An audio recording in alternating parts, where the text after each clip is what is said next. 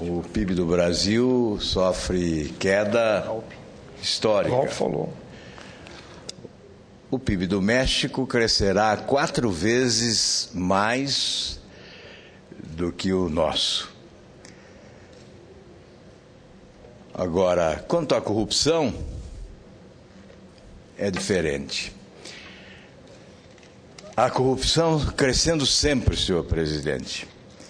E por isso é normal que indaguem os mais revoltados, os inconformados.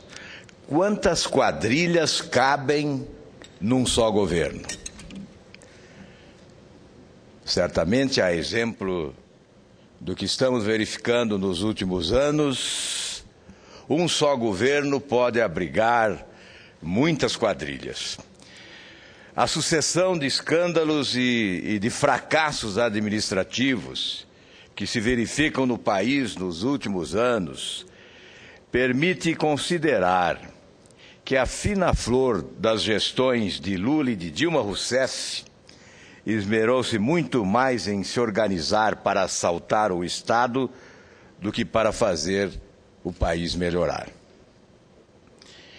Como se não bastasse, a quadrilha do Mensalão, urdida entre 4 paredes de um gabinete presidencial em Brasília, uma filial operou a todo vapor na capital paulista, também instalada dentro de uma repartição dedicada aos despachos do chefe do Executivo Federal. Impossível não concluir que fossem unidades de uma mesma holding.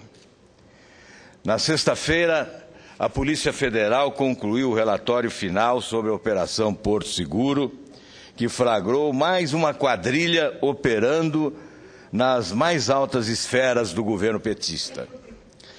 Desta vez, o produto ofertado eram pareceres e decisões oficiais vendidas sob encomenda a empresas interessadas em negócios com o Estado. No Congresso Nacional, tentamos inúmeras vezes instalar uma CPI sequer para investigar denúncias de corrupção no governo nos últimos anos. Afinal, vários ministros caíram, sucumbiram, foram para casa, empurrados pelas denúncias de corrupção que encheram as páginas dos jornais e das revistas do país. Ora, nenhuma CPI se instalou. Tenta-se agora mais uma, para investigar isso que estamos chamando de holding. Mais uma quadrilha organizada no organismo da administração federal. O requerimento para essa CPI está à disposição dos senhores senadores. É uma oportunidade que se lhes oferece para dizer não à quadrilha, para dizer não à corrupção, para rejeitar esse sistema de promiscuidade que se instalou no Brasil e que vai se transformando em sistema suprapartidário, porque transplantado para alguns estados e municípios brasileiros suprapartidariamente.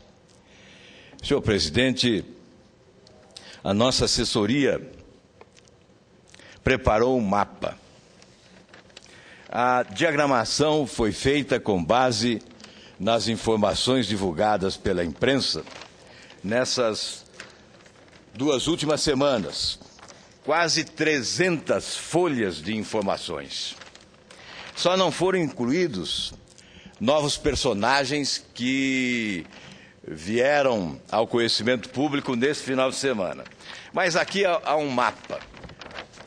Não sei se a TV Senado consegue, com clareza, mostrar esse mapa aos que nos acompanham pela TV Senado.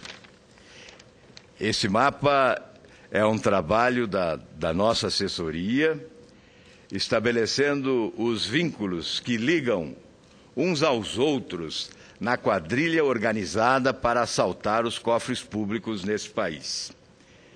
A partir de Paulo Vieira, de Rosemary, todos os outros envolvidos nessa quadrilha, que dela participaram direta ou indiretamente, estão aqui elencados, estão aqui desenhados, com os seus vínculos, com elos de comprometimento que não podem ser ignorados. Aqui está, por exemplo, a senhora Rosemary de Noronha, que viajou 23 vezes ao exterior na comitiva do presidente da República e comandava, a partir de São Paulo, com uma posição estratégica, já que próxima ao presidente da República tinha grande poder de influir nas nomeações. E as pessoas que integram esta quadrilha tiveram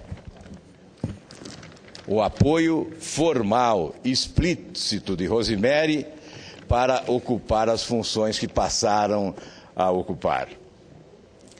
Aqui está, por exemplo, Paulo Rodrigues Vieira, considerado pela Polícia Federal o chefe da quadrilha. Ele é filiado ao Partido dos Trabalhadores.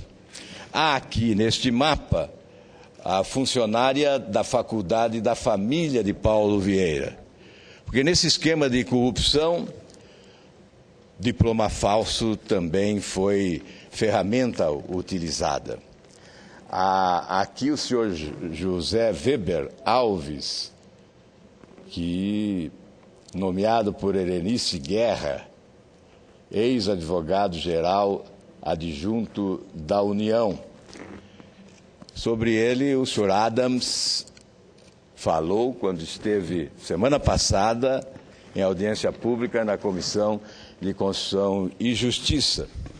Neste mapa, inclui-se também os empresários que foram beneficiados, as empresas que foram beneficiadas.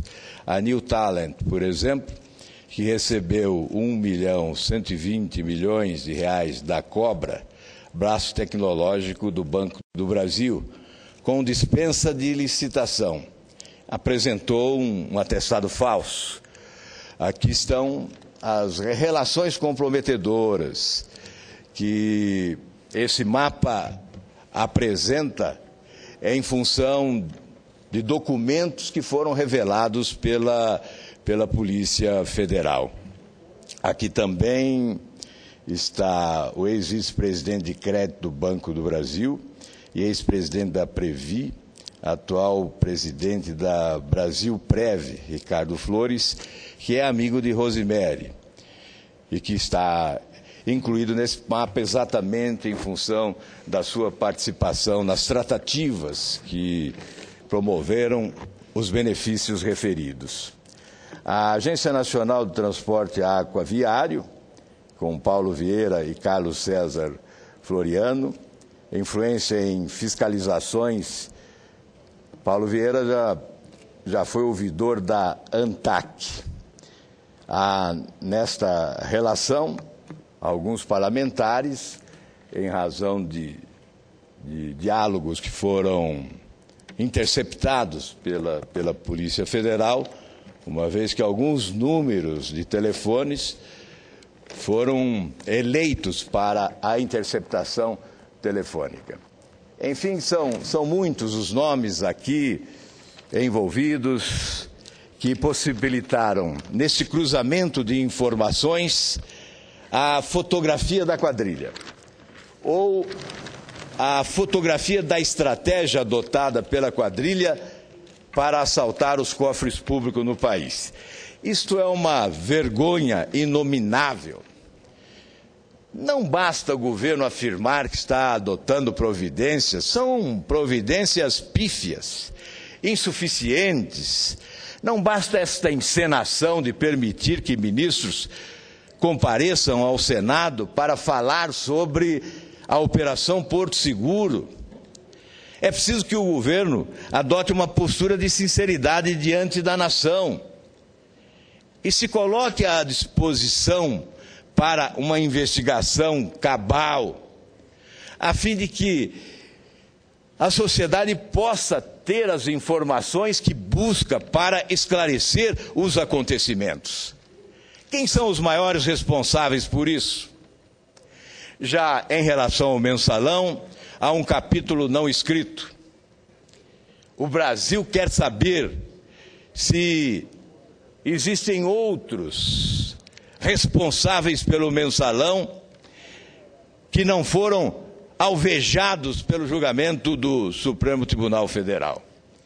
E é por esta razão que há representação protocolada junto à Procuradoria-Geral da República pedindo a investigação sobre as denúncias últimas que foram entregues ao procurador pelo senhor Marcos Valério. Neste caso, o caso mais recente, que coloca o escritório da Presidência da República em São Paulo como palco para a organização de uma quadrilha, ou como ponto de partida, ou como a matriz da quadrilha, onde se elegeu os integrantes dela, onde se escolheu os integrantes da quadrilha, simplesmente o escritório da Presidência da República, que envolve um ex-presidente e atual presidente. Nós já estamos cansados de ver no Brasil essa transferência de responsabilidade. No mensalão, o responsável maior é blindado, é preservado, porque se repassa a sua responsabilidade ao segundo maior responsável. Nesse caso, me parece estamos repetindo. Não se deseja a investigação, o governo fica em pânico quando surge a hipótese de se ouvir a senhora Rosemary Noronha. Por que o governo fica em pânico? Porque os representantes do governo ficam em pânico. Porque eles não admitem sequer a hipótese de assinar um requerimento para instalar uma CPI, ou mesmo de aprovar um requerimento para se ouvir a senhora Rosemary no Senado Federal. Qual a razão de tanto receio, de tanto medo, de tanto pavor diante da hipótese do que essa senhora possa falar aqui no Senado Federal com repercussão para todo o Brasil? Nós estamos autorizados a imaginar que existe ainda muita sujeira escondida debaixo deste imenso tapete do governo. Nós estamos nos tornando desavergonhados. Embora não queira generalizar, o plural se aplica, porque a maioria comanda. E a maioria está se tornando desavergonhada, porque não se sujeita, não admite a hipótese da investigação real em nenhum dos casos de corrupção.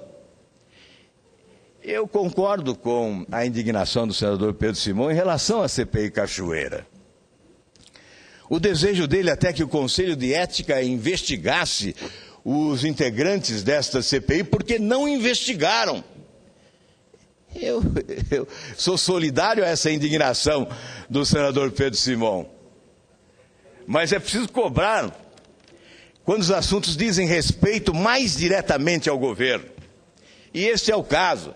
A CPI Cachoeira diz sim diretamente ao governo as falcatruas ocorridas no governo, tendo a Delta como a matriz poderosa desse esquema de corrupção. Pois bem, a impunidade prevalece, porque depois do eixo Goiás-Tocantins, depois do Centro-Oeste, não se desejou investigar nada. Não se quis investigar nada. Por quê? Não se permitiu que se investigasse coisa alguma, porque certamente o governo federal seria alcançado nas investigações e teria explicações a dar.